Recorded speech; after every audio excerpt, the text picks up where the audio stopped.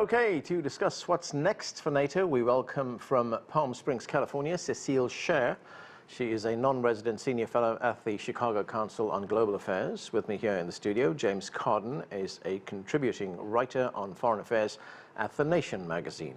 Via Skype from Tallinn in Estonia, Marko Mihkelson is the head of the Estonian delegation to the NATO Parliamentary Assembly, and Alexander Nekrassov is a former advisor to the Kremlin.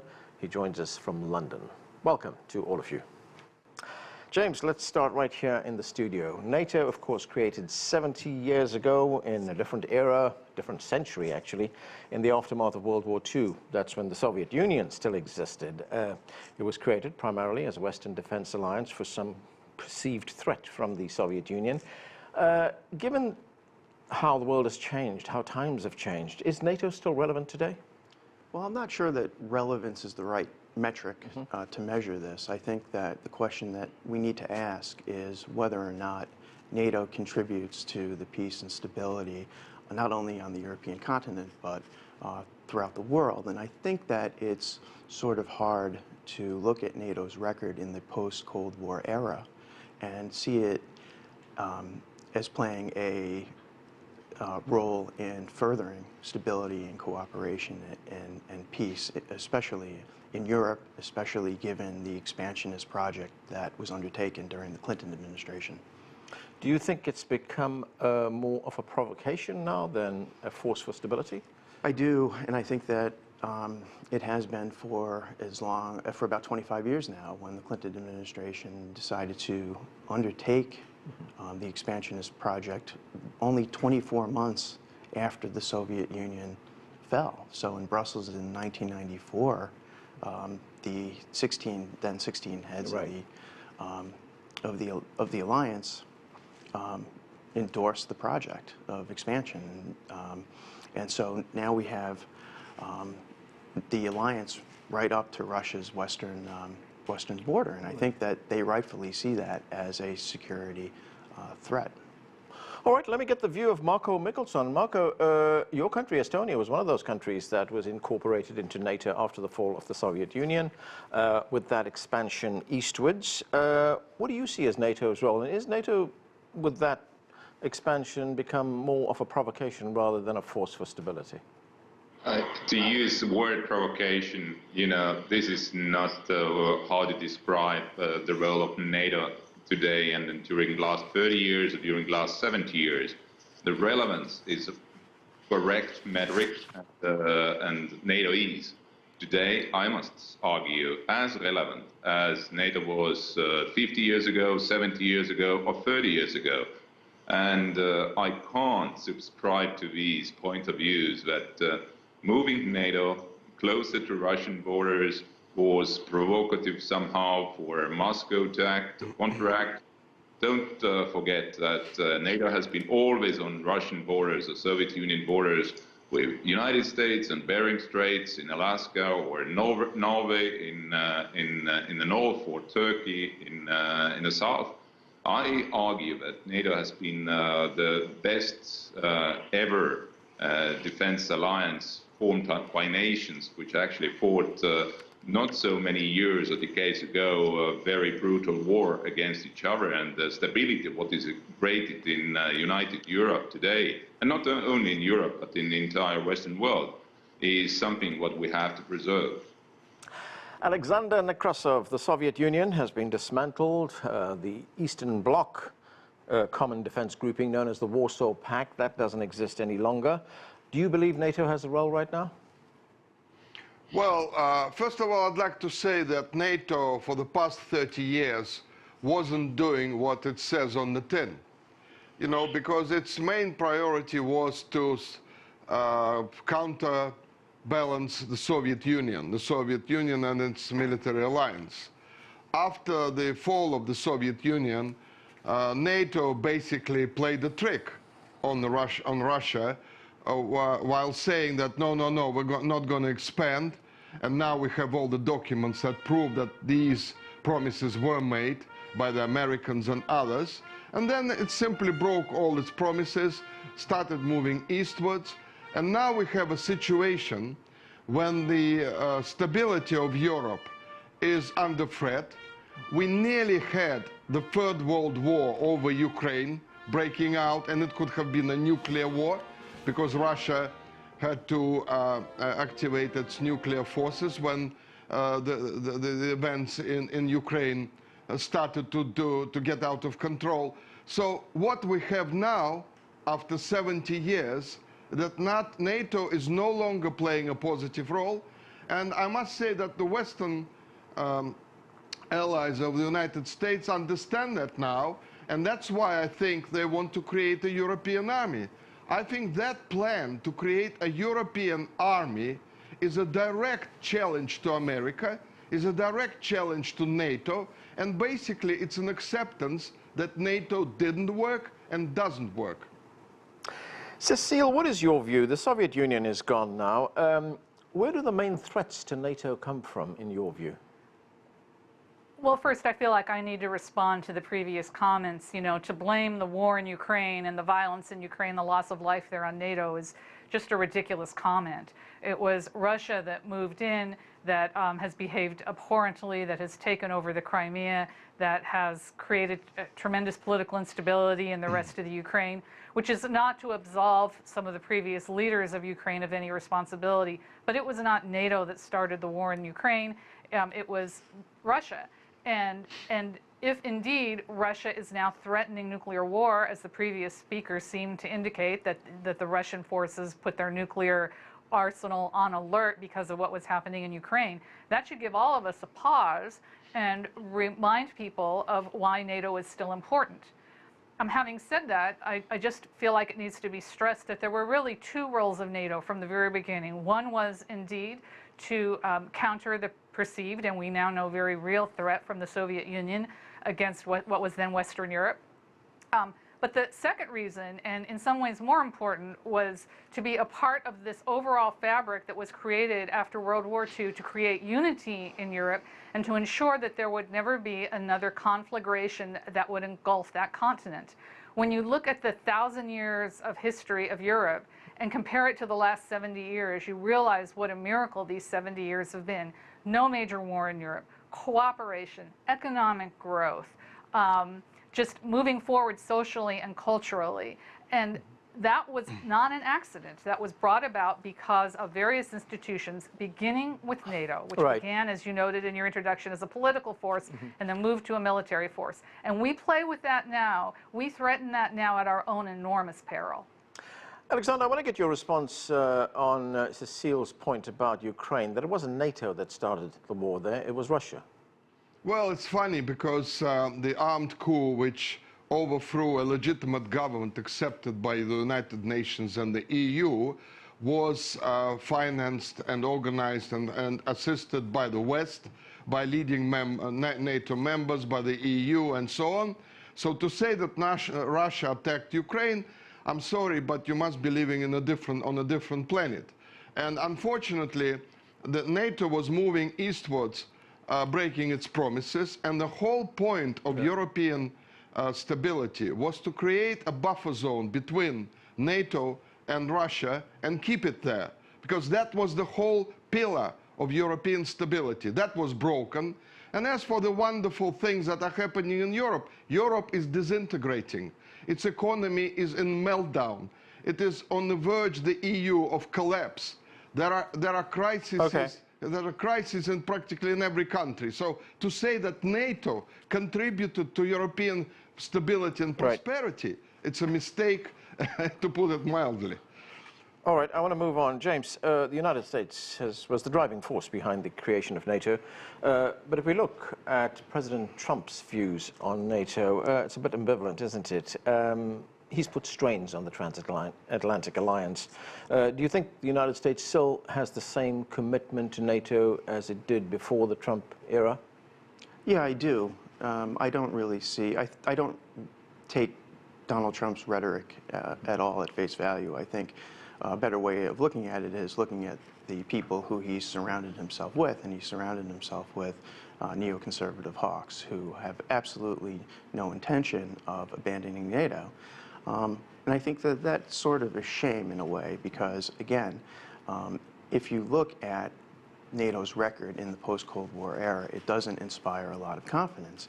Cecile mentioned Russia's annexation of Crimea. An argument could be made that NATO's intervention and 78-day bombing campaign over Serbia, over Kosovo, set the precedent for Crimea. The United States unilaterally recognized Kosovo's independence in February of 2008. Right.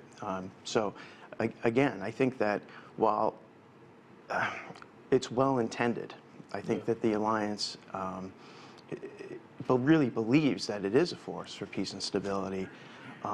If you look at the record, if you look at what happened in Libya, for example, where we now have open-air slave trading as a result of the NATO intervention, it doesn't inspire that much confidence. And I think that we really need to rethink NATO's role and move it back, at the very least, to a defensive alliance. All right, Cecile, a number of points there. Kosovo, Libya, the U.S. commitment to NATO. Go ahead.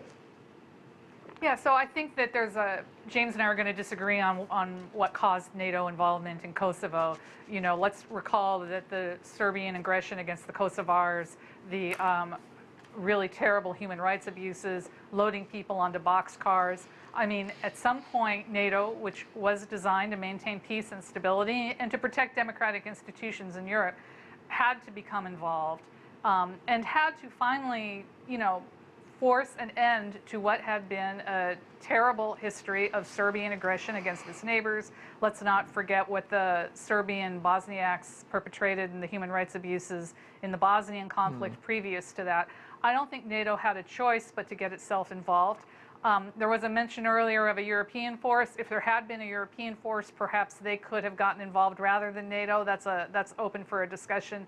I don't think necessarily forming a sub-force to NATO that is strictly a European force is necessarily a bad thing. But I do think that NATO has really been central, and as you pointed out, the U.S. has always been in the lead of NATO and needs to maintain that leadership because we don't know what would come about without. The other question in terms of Libya, you know, you may recall the U.S. was very ambivalent about engaging in Libya. It was our allies in Europe that really wanted to engage there. We did.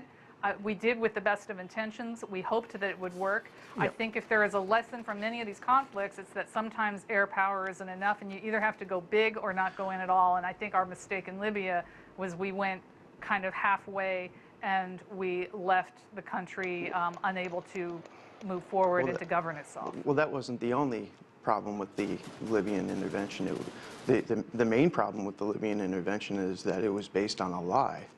I mean, the idea that Gaddafi was about to unleash a wholesale slaughter on the civilians in Benghazi turned out to be made up out of whole cloth. So, again, I think you have to look at the consequences of these actions. And so, what resulted in Kosovo, say for instance, was a government that has a healthy side business in trafficking in human organs. I mean, we have the Saudis pouring tons of money into this Muslim enclave now in southeastern Europe. I mean, that seems to me to be something of a security threat. And I don't think that we can just wipe away the consequences of NATO's actions just by saying, well, it was really well intended. Very quickly, well, your insinuation is that things would have been better if Kosovo was still under Serbian control. And there's no way we'll ever know, right? That's the problem with history. We make the best decisions that we can make at the time.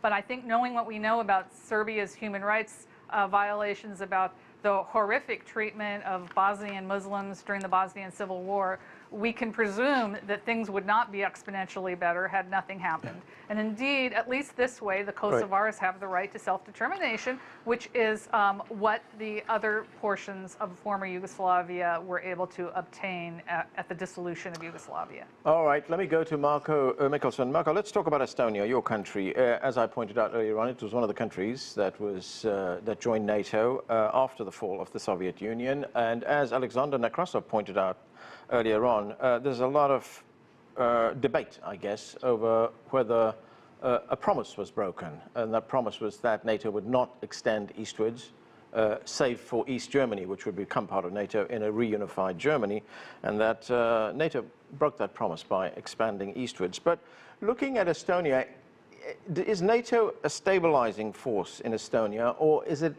perhaps a cause of tensions in that region? Absolutely, NATO is a stabilizing force in Estonia, in the Baltic states, in our region, in Europe. And I would like to come back to what Alexander said earlier, that NATO started war in Ukraine, or NATO is a provocative force in the entire European region. Excuse me, this is, you live in parallel world today. What happened in Georgia 2008, what happened in 2014 in Ukraine is Russian aggression against those nations which set their goals for their security arrangements or guarantees to be closer to NATO, a member of NATO. And don't forget about NATO's summit in 2008 in Bucharest, who said that both countries, Ukraine and Georgia, one day will be members of NATO. And this is something what is important to remember today as well. There are nations who would like to be members of NATO, like North Macedonia today, Northern Macedonian Republic, or most recently Montenegro. And I'm sure that the time will come, and also Ukraine and also Georgia will join NATO. And that shows that this organization is something what defends countries who share the same values, share the same principles. And this is extremely important for our people here in Estonia as well, that NATO is still relevant, still strong, and poses the most significant deterrence to all of those forces who like to destroy NATO. Marko, how would one respond to criticism that NATO, by expanding eastwards, has taken a threat right up to the Russian border? I mean, if we look at it another way, how would the United States respond if someone installed military equipment, say, in Mexico or on the Canadian border? You can't compare this, because you have to take into account history. And history of Europe, as we stated several times during this program as well, NATO saved actually Europe from many problems throughout the last 70 years, including also those critical years of 90s. You talked about the situation in Western Balkans, in Yugoslavia, and you see today the situation is much calmer, much more stable, and some of those countries are today members of NATO. But at the same time, what is the most important threat to NATO today, and the core business of NATO anyway, is the defense of its territorial integrity in entire alliance. The most important threat today is assertive and aggressive Russia, which uses, as we see in case of Ukraine and Georgia, military force to move borders. All right, Alexander, you want to respond to that? Well, I'm sorry, but it's very difficult to talk to people who just use propaganda slogans and distort history with such ease that you don't even know how they can sleep at night, you know, because, you know, to accuse Russia of aggression in Ukraine and in Georgia, Georgia attacked Russia with American basically encouragement, and then to say, well, it's Russia who attacked both countries. It's very difficult to say such things, and very difficult to debate.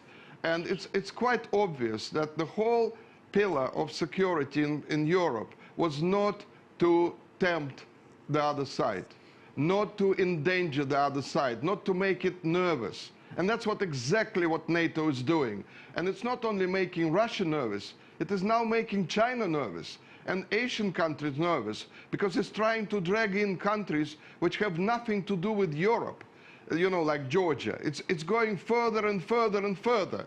And to say that Russia is aggressor, to forget that Iraq was devastated and destroyed in 2003 by the West, who attacked Iraq on false pretenses, that they destroyed Afghanistan and turned it into a drug den, providing the world with heroin. You know, you forget all these crimes committed by the West because it suits you. You want to use the rhetoric against Russia, but you forget nicely all the crimes committed by the NATO and the West.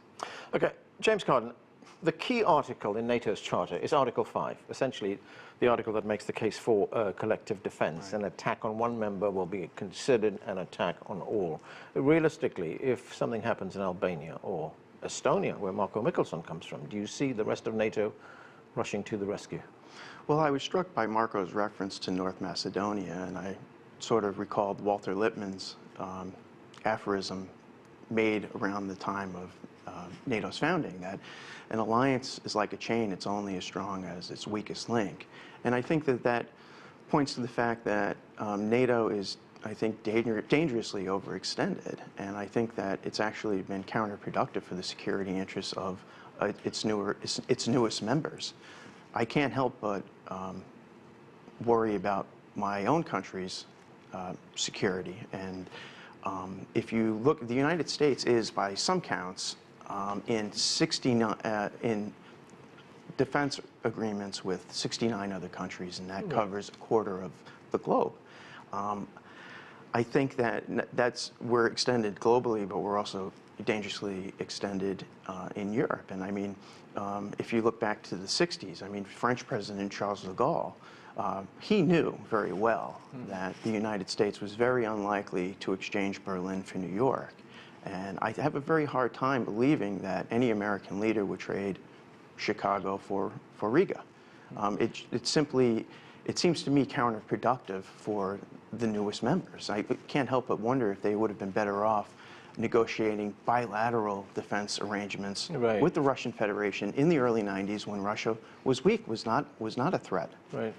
Marko, what's your response to that?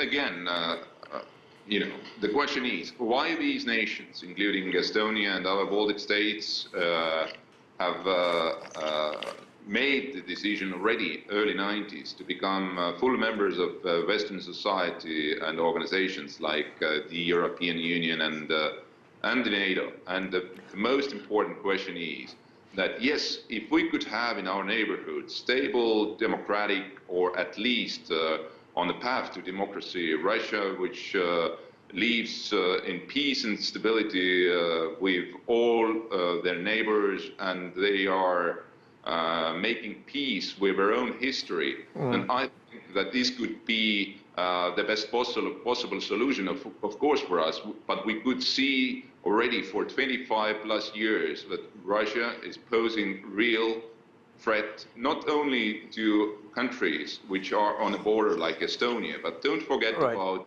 meddling into elections in the United States, Salisbury attack in the UK, meddling in other elections in Europe, and most important, Russia has not recognized that Berlin Wall has fallen and Europe is united, and the main strategic goal of Russia is to destroy current existing Euro-Atlantic security architecture. So Russia doesn't recognize the fall of the Berlin Wall? That's puzzling to me. In the aftermath of the fall of the Berlin Wall, the Soviet Union voluntarily dismantled its empire. They gave up 700,000 square miles of territory, into which, in the intervening years, NATO has gobbled up 400,000 square miles. So it seems to me that Russia, which was at its smallest point since the mid-19th century, in 1992, is not really the aggressor. And again, the United States would never tolerate Russia or China opening up military bases in Ontario.